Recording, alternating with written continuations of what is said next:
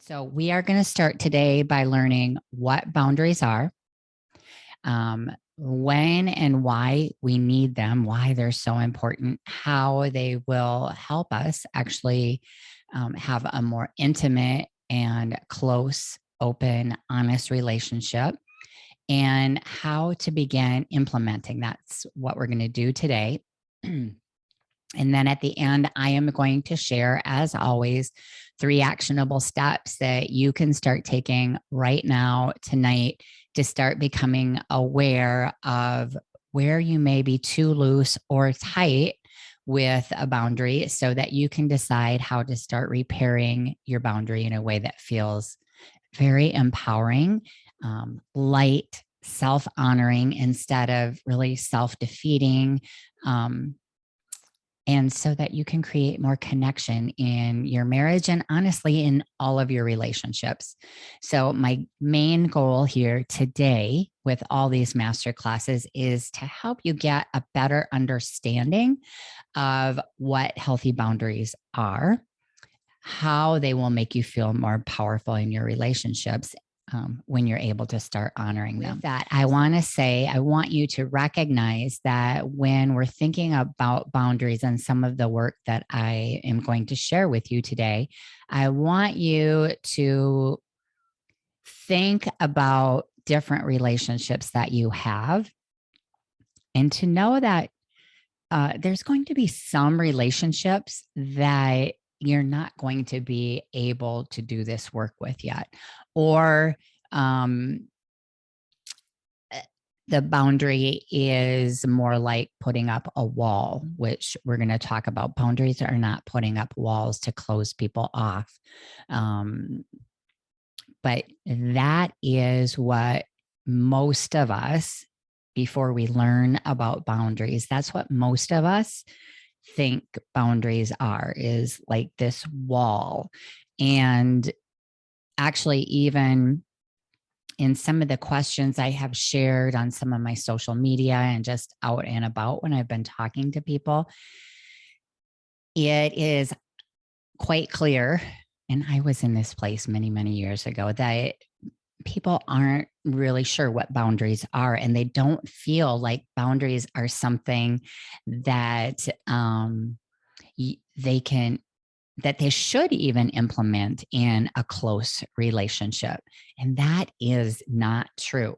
In our marriages, in any of our relationships. So if you think about maybe parents and boundaries, or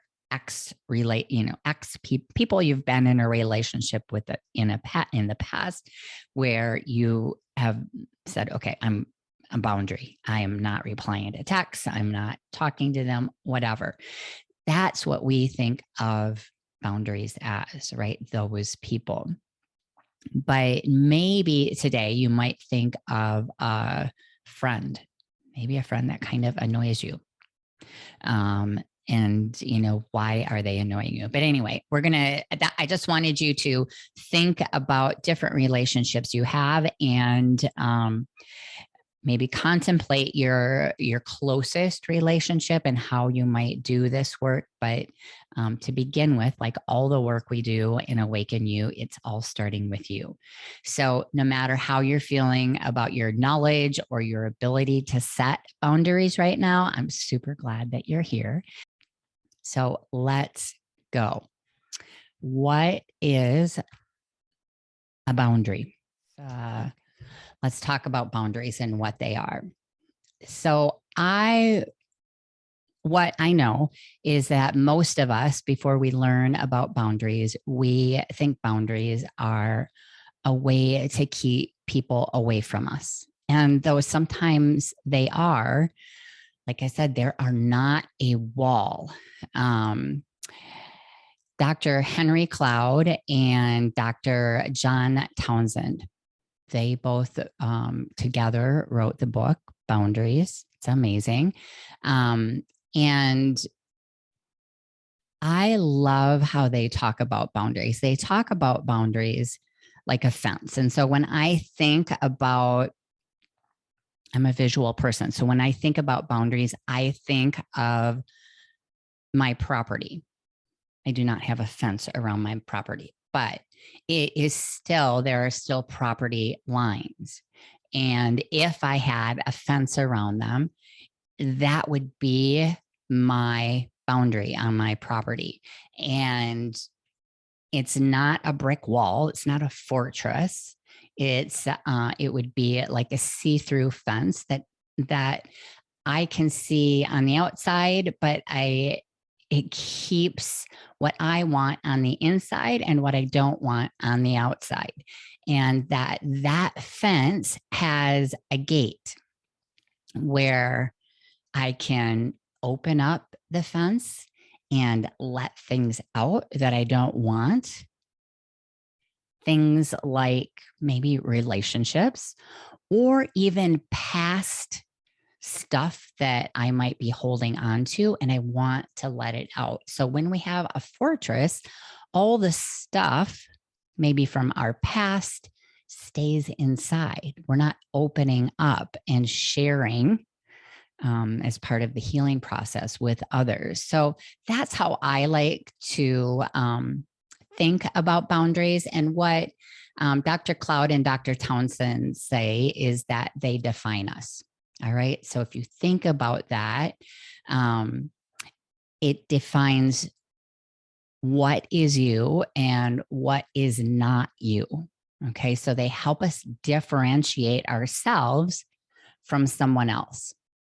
And so, like that fence in our yard, it shows you where you end and where someone else begins, which helps lead you to this self ownership, a sense of owning yourself. You know, we as people, I talk about this quite a bit, we are built for community with others. And so within those communities, each person has their own space, their own property where they decide who they let in, who they let out, and under what conditions. And it's not necessarily a black and white thing. So with our partners and with ourselves, we've all heard about people pleasing and saying yes to somebody because we feel like we can't say no, and then holding some resentment or anger. That is really a boundary error. We're letting people in when we don't really want to let them in. And so it's really noticing when we're doing these things. Boundaries are totally movable.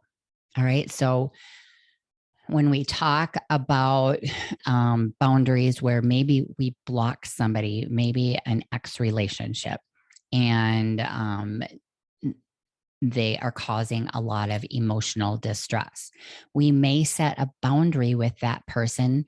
And even in marriages where there are things going on in the relationship where they need to create some distance. So you might, let's say, separate for a while, and you set that boundary and make it clear what it is. And then you come together and see where each is. So if it were a case of maybe abusive language, of course, if it's a physical abuse, that would be a 100% reason to leave and create a boundary of distance. But let's say it's verbal abuse, emotional abuse, and you have decided that you just need to create some space so that they can figure out their thing. So that doesn't need to remain the way it is. So they are movable. You might find that as time goes on, that space that you've given yourself, you don't need that much space. That person has changed. And if they don't change, you make sure that those boundaries stay far apart. So property lines are meant to be open and open enough to let in what feels good to us and strong enough to keep the bad out, right? And notice, like in this picture, the fence is permeable, but it still keeps what we don't want out, and it allows us to let in what we want.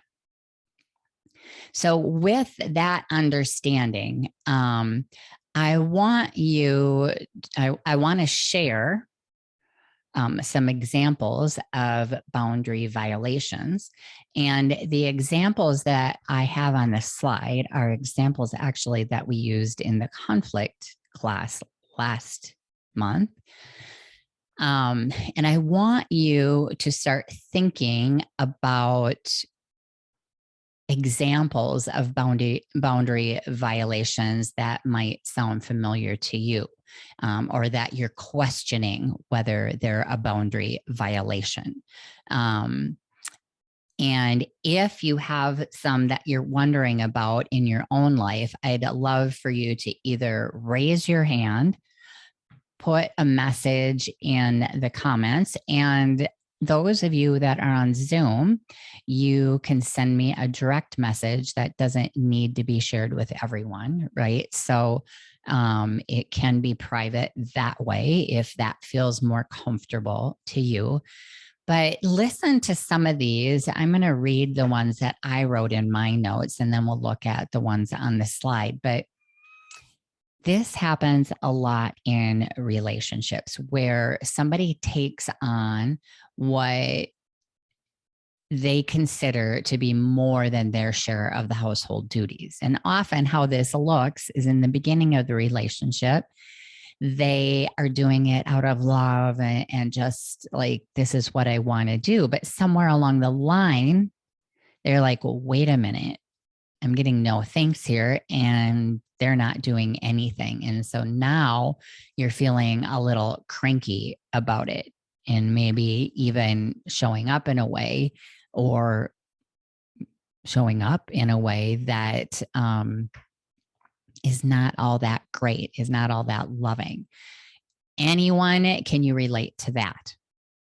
Okay, so where you're having some resentment. I'll use an example. I used to make my husband's meals to take with him. And for those of you who know me, those of you who don't, we used to eat a lot, like 6 meals a day, part of the bodybuilding thing. That was a lot of cooking.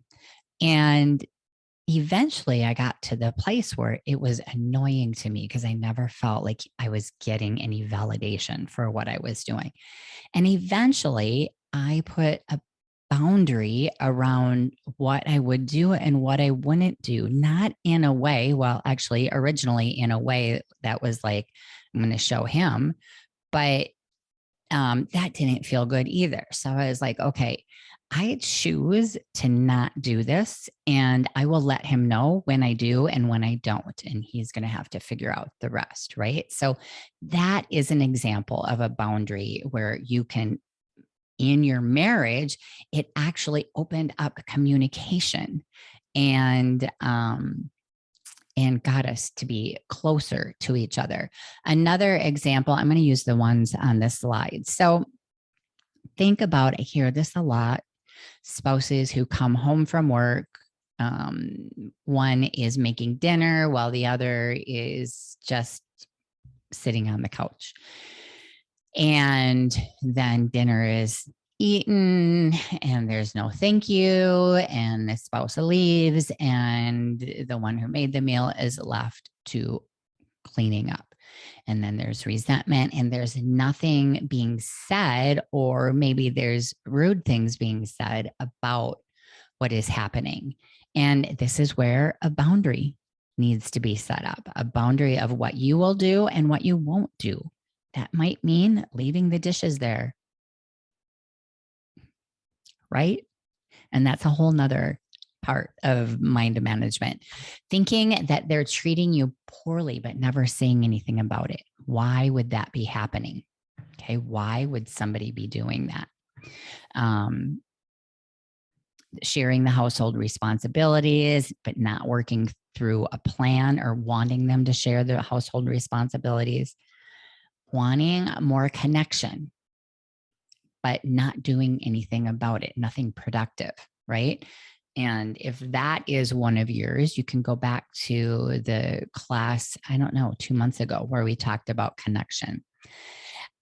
Individual ones, not implementing self-care routines because you're spread too thin with your commitments to other people. That's a boundary within yourself that you're saying yes to too many things and not saying no. All right. So now what I want to do is I want to show you a graphic of what I think about when I think about boundaries. Okay. So in this graphic, this is you with a smile on your face. This is your boundary. So inside that boundary is you feeling good about what is going on in your life, what you're letting inside your circle. And outside of that boundary, things you aren't letting in are things like yelling, anger, taking on other people's responsibilities,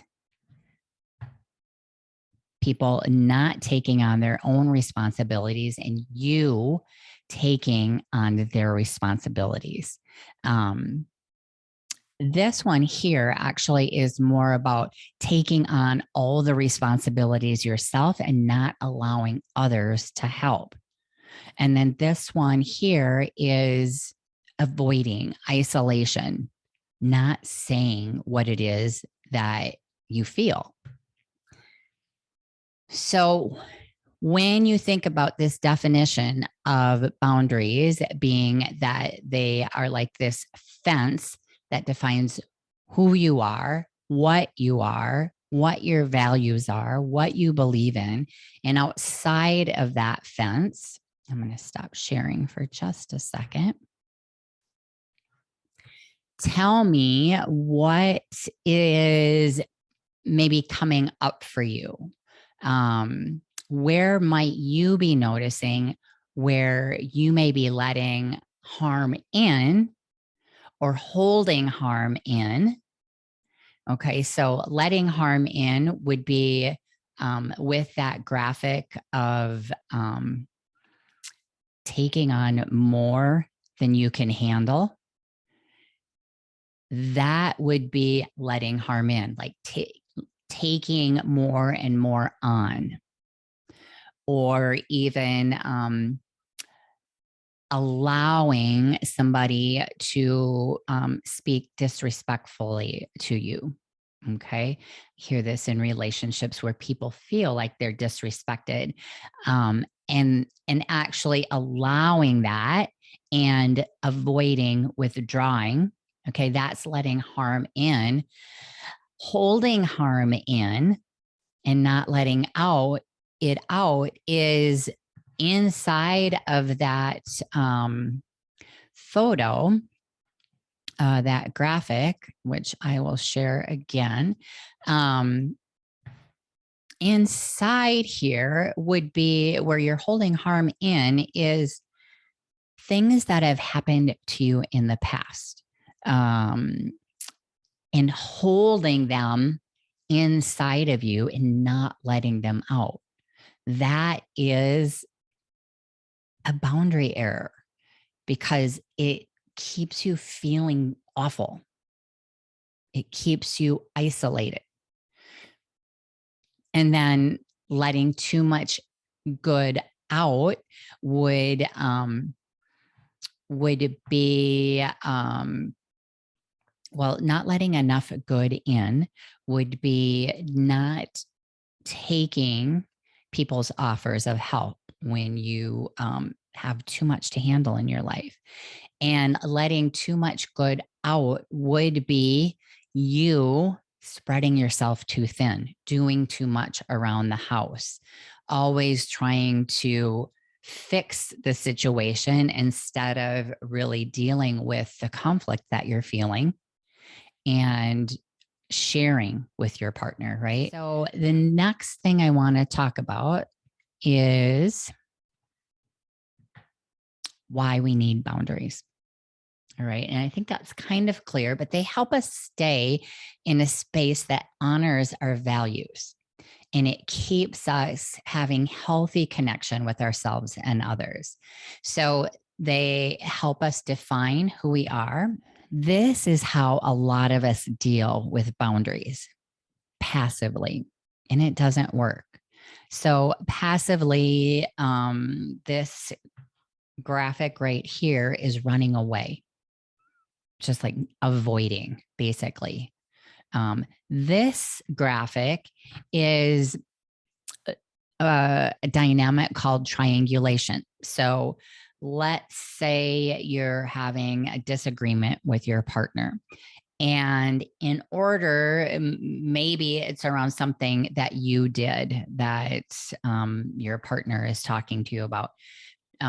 This triangulation dynamic is when we deflect the attention off of ourselves and bring somebody else in to the story. So, oh, well, so and so, let's say it's your partner is talking to you about breaking your word on when you're going to be home.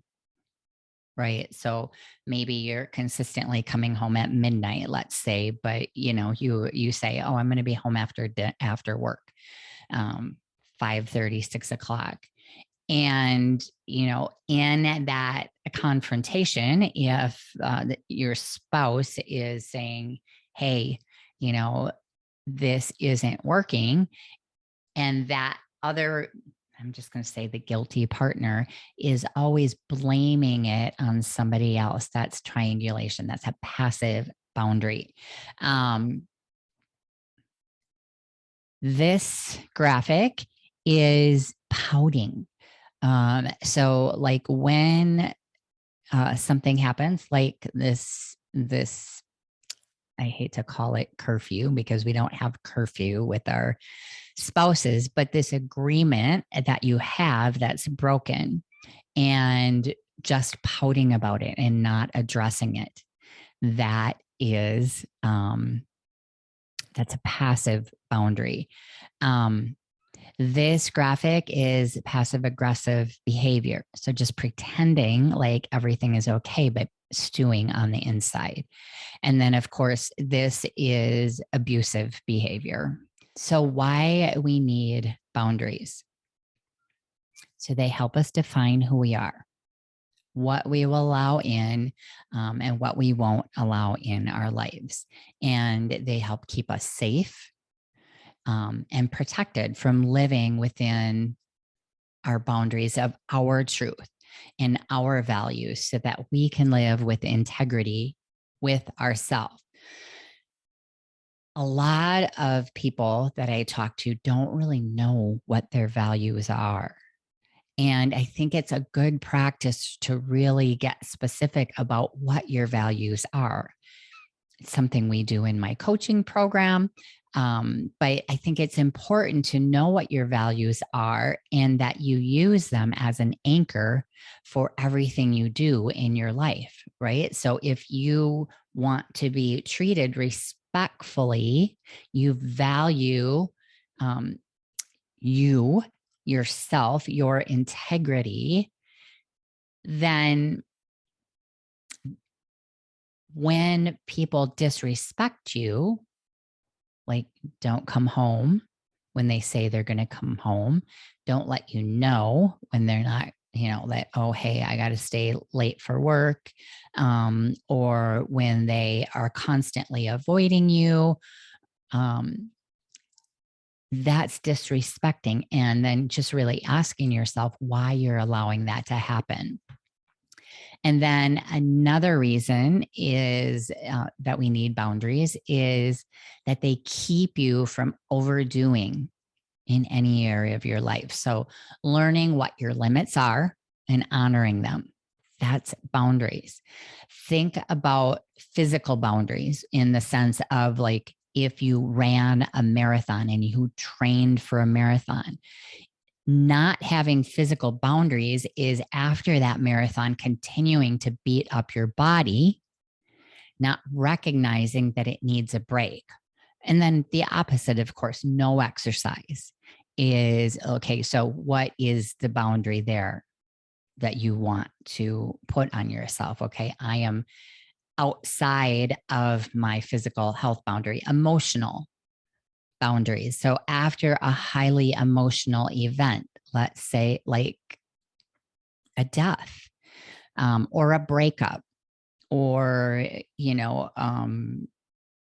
a loss of a job. These are high emotional events, and expecting that we can just keep going like nothing happened is breaking through a boundary of overdoing. Okay. And then there's also spiritual boundaries. So some people go through periods where they're doing a lot of spiritual work, whether that's somatic work, body work, past trauma work. And it takes a toll on all aspects of your body. But if you're thinking you should just be able to plow ahead, then you're not setting up a good boundary for yourself. Another reason is to create space from someone or something that is dangerous. And that could be physically dangerous or emotionally dangerous in the sense that it's always, dragging you. Think about a friend that when you get together with them, they're constantly just dumping all their stuff and you're just sucking that up. Creating some boundaries in that relationship where either you change the subject and refuse to be a sponge and listen to all that and be able to say, hey, I'll listen to that for, whatever your limit is, 5 minutes, but then let's talk about something else. And the last reason we need boundaries that I want to share is it creates good, healthy connection with other people. It lets you know what you'll let in and what you won't let in, what is not acceptable. So I want you all to think about a place where you might need to implement some boundaries. I could share an example, a physical example, which was there was a point in my life where I decided I needed to implement boundaries around physical exercise because I can even remember when I was snowboarding with, I had a group of people that I snowboarded with, and I knew in my body and my soul that I needed to put limits on that because I just tend to push myself a little too hard. And then what happened, I never did do that, or I attempted to. And then what happened is the universe put a boundary on me I got injured and it was very serious. So, we need to set boundaries around things like that, where we're spreading ourselves too thin and we're going against what our soul wants or, what we value. So I think the next part is really, when do you need boundaries? And this is where the feeling work comes. Okay. I do a lot of work around emotions and how you're feeling. And being able to recognize how you're feeling is going to help you distinguish if something that you are facing is going against your values and your beliefs, and how you want to live your life. And in our relationship, it's often, that other person stepping over the line of your personhood, your feelings, your beliefs, your choices, actions, and values. But like with the example that I shared about myself, it is often to us overstepping our own limits and ignoring our limits, or us being a chameleon and pretending to fit in so that other people like us. It's actually that boundary of I will speak my truth. I will be open and honest, and I will be me. And that is a boundary. I've done a lot of work with people where, depending upon what situation they're in, they will pretend to be somebody to try to fit in. And that's a boundary violation. They're violating who they really are at their core. So, where in your life might you need to spend some time examining how you are possibly trying to control how you feel from the outside? Right? So you're wanting someone to do something so you can feel better. Does that make sense? Or you're letting others control how you feel, right? By not standing up for yourself and doing what you want to do. There's this resentment piece. So some examples to help you come up with your own ideas is if you're unhappy with how your relationship is going, but you're not doing anything to improve it. Okay, so here's where you can pause and ask yourself, where can you start? Do you need to put some boundaries up around yourself and how you are going to act and respond, along with stating out loud what it is that you need? And, like really stating those limits, what you will do and what you won't do.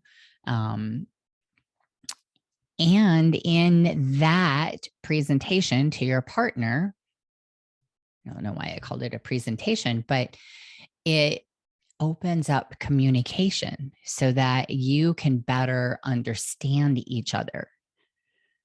Oftentimes, when we're doing, the other party doesn't even know that we're feeling resentment or anger. We might show up a little off, but they're not reading our mind, right? Our partners can't read our mind. We have to open up and share.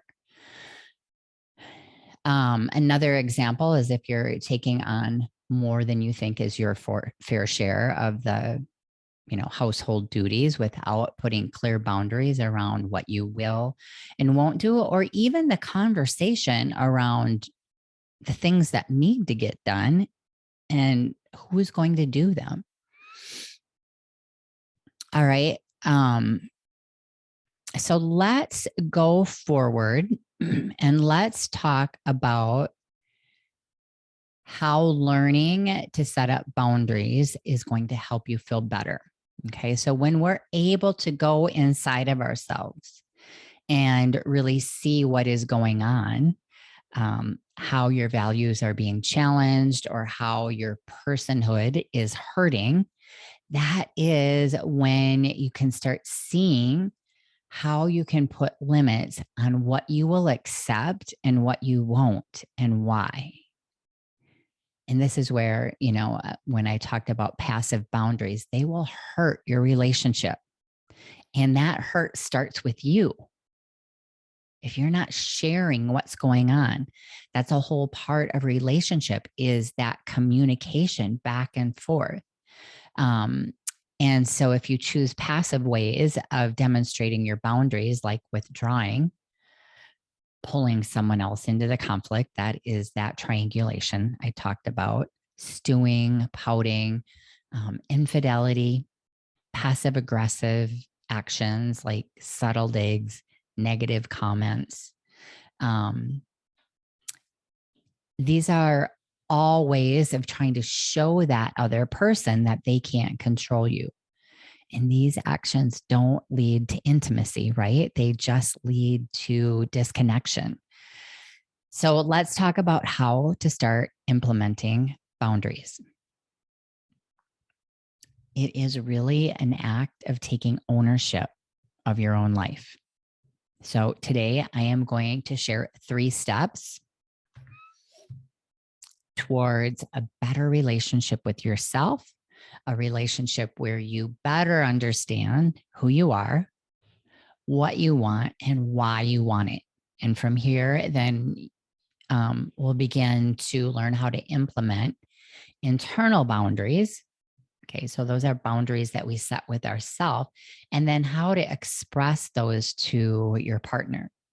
And then I just want to make sure I'm going to share my screen so that you can get this month's homework. And then I want to get to the questions so that I want to get to 2 questions for sure that were left in the comments. So hopefully my screen is being shared. There we go. And so you can take a screenshot of this. This is this month's practice. Okay. So the first thing is just a one-shot deal. It is, a one-shot. It's basically a daily thing, but it's committing to a mental practice of self-acceptance and acceptance of others as they are. All right. So that practice this month, what I want you to do is to create a space that's your own, a space that you can go to for your own self-nourishment. This is the space where you're going to go to process, to figure out why you're feeling certain ways when conflict comes up, or when your spouse does or doesn't do something, or your partner. And with this space, I would suggest for people, if they have a permanent space, then great. I like to have a bag or a shoulder bag where I have my stuff in it that I will need for this time, so that if I want to go outside, or if I want to go somewhere, I want to go in my car and go for a drive, it's all in one spot.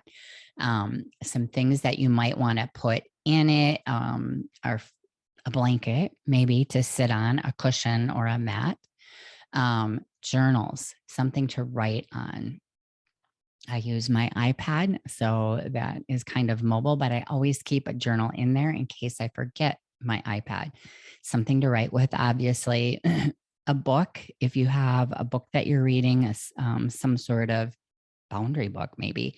And that, of course, is something that I will share, is maybe this month you buy the book Boundaries and you read that. Some people put like a candle or some essential oil in there to kind of help center them. The second thing that I always include is a daily physical practice.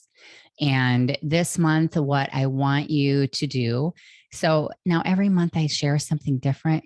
You can keep adding on if you want, or you can trade them out and figure out which one you love, or you can do the ones from previous months. But this month, I want you to try 3 minutes of exercise, roll out of bed, 3 minutes. And I'm going to suggest you pick 3 yoga poses, whatever they are. If you don't know yoga poses, Google it. You'll find them. And each of these poses, hold them, each one for a minute. So you do 3 minutes and then you get into your morning routine, which might include taking that self-nourishment time. Then the third thing is where you're going to really do the work of this emotional practice with boundaries. So this is the practice of being able to feel your emotions, name them, which gives you back to yourself. Okay. Check some of my podcast. There's a podcast about processing emotions, but I talk about emotions a lot because they are our body talking to us. And a lot of us have learned how to shut our emotions off. So emotion work is so important. It helps you to better understand all of the distractions that you might use to keep yourself away from your essence. Okay. So what I'm actually going to do is I'm going to run through this list. And go ahead and screenshot it. Screenshot what you're going to do is it's a 5-minute practice.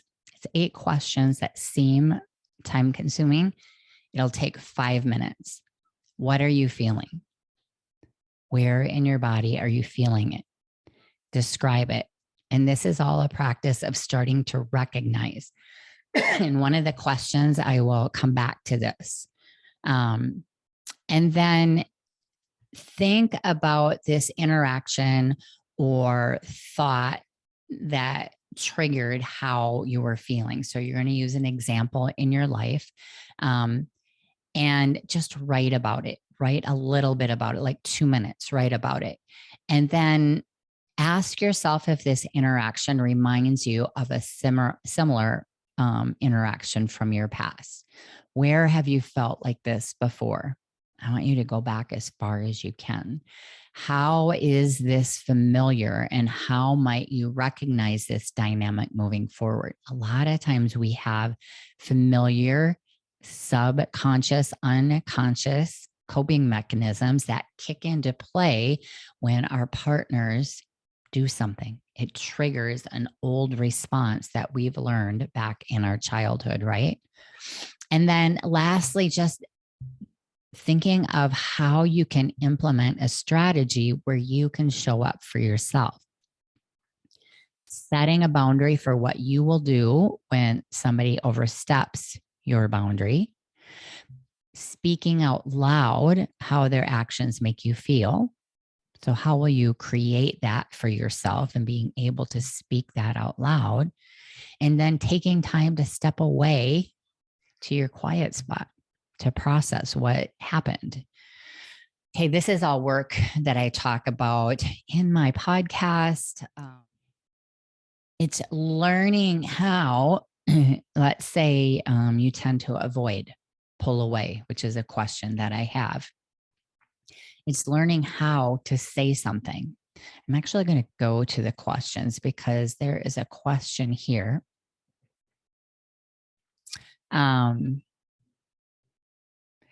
This question here, how not to shut down when I feel my husband doesn't take responsibility for his part. Such a good question. I want to check another question.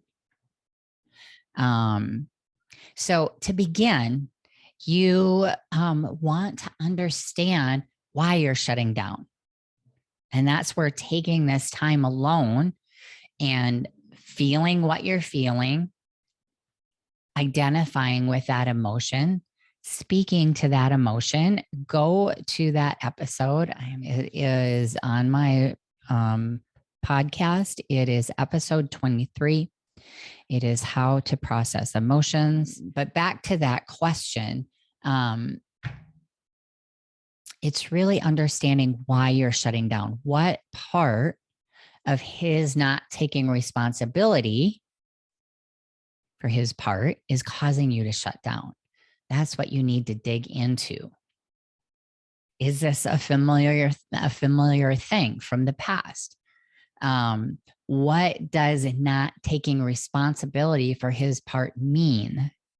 Okay, so I don't think the submitter of this question is here, but is he defending himself? Sometimes we want to get to the other side of the table and figure out what is going on over there. If he's defending himself, why? So he's got something going on, just like we've got something going on, and maybe having some empathy for that, maybe even asking why he's defending himself. Why can't he just not defend himself? If that's what's happening, I'm not sure. So your work is to understand you first. Why are you shutting down? And then after processing, being able to come back and discuss the conflict. Okay. The first step is your awareness that you shut down, which you've done. And then the next is to understand why and to be able to start seeing the pattern as it's playing out. And hopefully that will help. I also want to go to this question since we have a couple minutes, but I want to make sure that I answer this. What is the line between having emotional intelligence to process internally your feelings and then communicating your needs? So, this is such a good question. So, this person has been doing the work that we have been doing in these classes, and is starting to understand their emotions, and is processing these emotions, and then now wants to know how to communicate what it is they need. So when you're able to process your emotions, you're able to begin to understand why you're feeling that emotion, what is causing that emotion, and from whatever happened. And at this point of the processing your emotion, when you understand why you are feeling a certain way, let's say it's anger, we can let that emotion pass through us, and then we can decide on purpose what we want to do with it, right? So I'm going to quickly finish this, and then we'll wrap up. Let's say you want to keep the anger because somebody treated you poorly. And then through processing this anger, you discover that you're angry because you want to be treated with love. Okay. So when you learn this, you can form some compassion for yourself, and then start to see the other person differently through the lenses of self-compassion, which can help you see where the other person is possibly hurting, having some empathy for them. Maybe not. Maybe you're not there yet. But from here, we can ask for some time to have a conversation.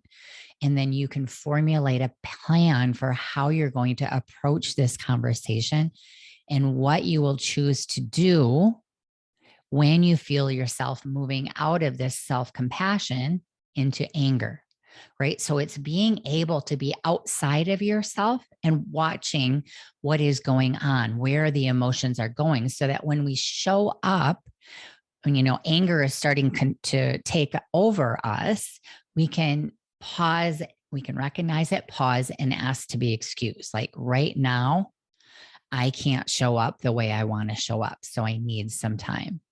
And, because that emotion will keep you stuck in the cycle that you're in.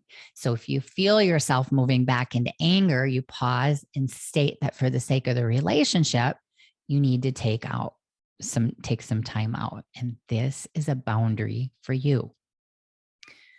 So I had a couple other questions, but what I really want to do is wrap this up because we're 2 minutes past the hour. My gift to all of you is a mini coaching session, a 30-minute free coaching session. And what I do want to share, which I will be sharing with my anybody who is on my email list, is that I am incorporating some things into my life where I am opening the door to my program to only 3 people over the next 3 months. And so if somebody has been following for a while and is interested, book that mini coaching session. So that is free to anybody who attended, who registered, or is even watching this on replay. If you're struggling with your particular example of boundaries, please book that session and let's talk about it. Let's get you a little untangled, and so that you can start stepping forward. Thank you, everyone, for joining. And if you have some ideas of things you want to learn for next month, send me a message. Otherwise, it might be a Q&A, or I might come up with something brilliant. Love you all. Ciao.